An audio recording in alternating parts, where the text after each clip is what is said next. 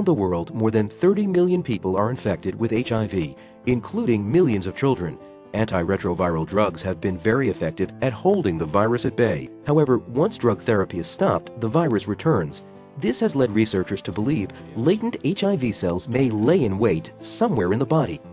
It was hoped, given how effective these drugs were, that they might actually cure the disease.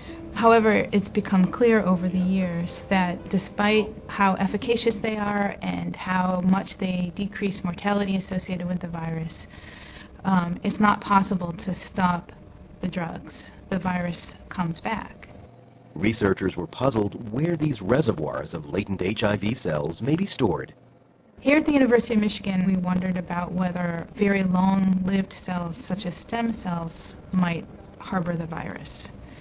And so we began looking at these cells in tissue culture experiments in the laboratory. We were surprised to find that certain kinds of cells that reside in the bone marrow that are not classically thought of as targets of this virus could be infected. This finding is important because it helps explain why it's hard to cure the disease.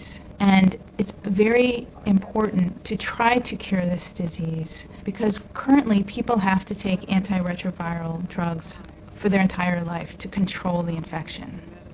Now that we've detected the presence of virus in these latent reservoirs in the bone marrow, we and others in the field can focus on identifying the kinds of virus that target these cells, understanding why cells can support a latent infection, and trying to use creative strategies for targeting and eradicating these cells